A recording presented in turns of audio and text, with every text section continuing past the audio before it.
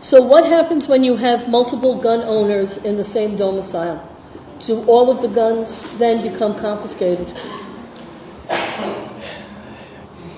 In looking at the statute, my reading of the statute is a person cannot be in the area where the guns are. So it would appear that if there are multiple gun owners in the house and those guns are accessible to the person who has who can't lawfully possess them during this period of time, that the guns have to be moved out of the house. That's my reading of the statute. And I think in real life, I've had cases where that happens. The guns have to be moved to another location, or that person can't be, if they have access to those guns, they can't be in that house. To another location, but not necessarily confiscated or turned over to state police or local police or to a federal firearms, federally licensed firearms dealer, correct? So I could, if I was a member of the household, and I could turn around, take my guns, and give them to my good friend, Representative Shanley, to hold them, to keep them away from whoever in the domicile was convicted, correct? Right. This statute, there's no prohibition against that. There's nothing in here that states that. Thank you. Now, who pays for the storage? I think when I read it, the storage there was no charge on the storage. No, but someone's going to pay for the storage. Well, it would be the local department that's holding it in their evidence locker. I know there was some discussion about, air-conditioned lockers and various things like that, but I would assume they're going to keep them at least in their storage facility where they keep the evidence. So they don't charge people to keep evidence there, and that's the same. The statute basically says that it has to go there and there's no fee.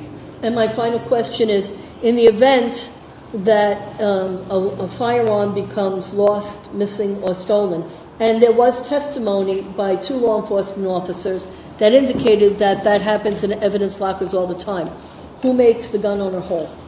And what value? How do they identify the value? Is the gun owner recommended to have a recent appraisal before surrendering his or her firearms? Well, this statute doesn't specifically address that issue. The practice and procedure is that whatever department has possession of the property that goes missing, they would be responsible and required to make the person whole. In the statute, the only language that's similar to that is there is a provision that says if the state police are to destroy or sell a firearm, minus the costs of that, they would return the money to the owner of the firearm. But that's only if the owner abandons the property, correct? That's correct.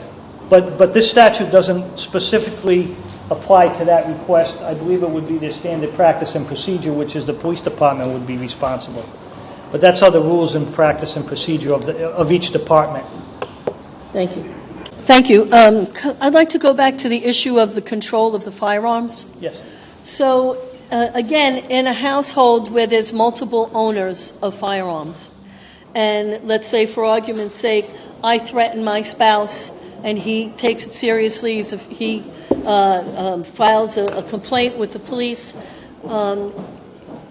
If he has a separate gun box, if his guns are held separate and apart from where mine are, he would not have to give up his guns. Would that be correct? Because I wouldn't have control over it. Well, this statute doesn't specifically address that. However, if the statute does say, custody, care, control, physical possession, immediate physical possession. So if the guns, somebody else owns them and they're in the home and you are restrained from having them, that is a risk you run that you can be charged with violating this statute and the federal law as well. And if we own the firearms together, would he be able to then take the guns and put them in his sole control? I don't. If it's an asset of the marriage, I mean, we don't. We own the house together. We own the firearm safe together. We buy guns together.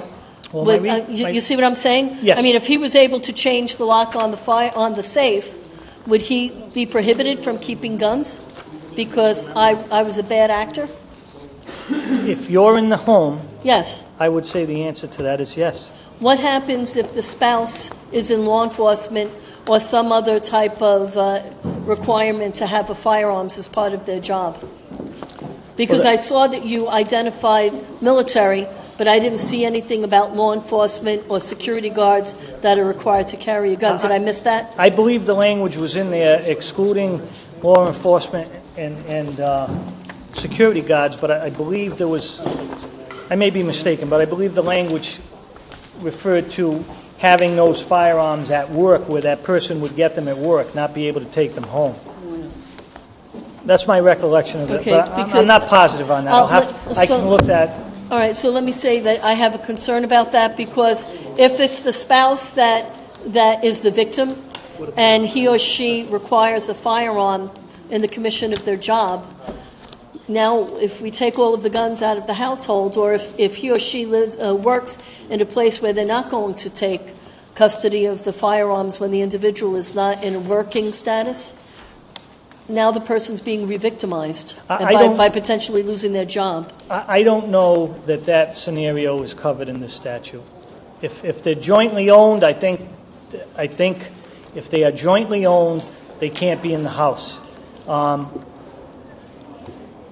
That's my reading of the statute. Chairman, so what happens in the case of a police officer whose wife goes a little nuts? Mr. Chairman, that's addressed on page 3, Is it? line Did I miss 25. it?